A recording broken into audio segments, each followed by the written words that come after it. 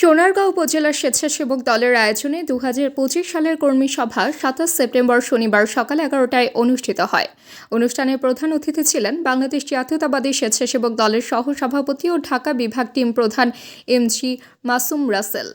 প্রধান বক্তা ছিলেন যুগ্ম সাধারণ সম্পাদক মোহাম্মদ উল্লাহ চৌধুরী ফয়সাল এবং বিশেষ বক্তা ছিলেন প্রশিক্ষণ বিষয়ক সম্পাদক এম.আর. গনি মোস্তফা।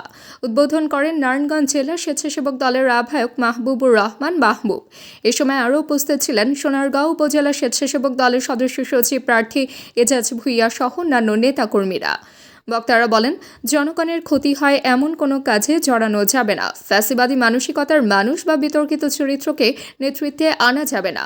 আদর্শ, শৃঙ্খলা ও নীতির সঙ্গে আপোষ না করে রাজনীতি করতে হবে। স্বেচ্ছাসেবক দল কোনো বাহিনী নয়, বরং আদর্শভিত্তিক সংগঠন, যার মূলনীতি সেবা, শৃঙ্খলা ও আদর্শ।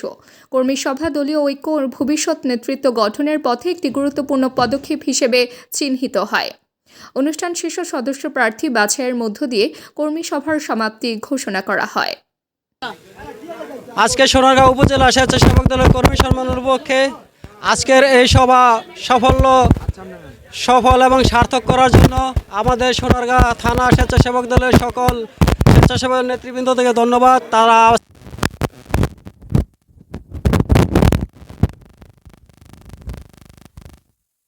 যেমন আপনাদের অত্যন্ত উজ্জ্বল ভূমিকা ছিল, এখন ফেসিবাদী নাই, নতুন একটা পরিবেশ সামনে। হয়তো আমাদের নির্বাচনে যদি এদেশের মানুষের ভালোবাসা অর্জন করা যায়, নির্বাচনের ভিতরে যদি বাংলাদেশ জাতীয়তাবাদী দল বিএনপি জয়লাভ করতে পারে, হয়তো আপনাদের সামনে সেই দীর্ঘ সংগ্রামের যে কষ্টের একটা অবসান হয়ে আপনারা এই দেশবাসীর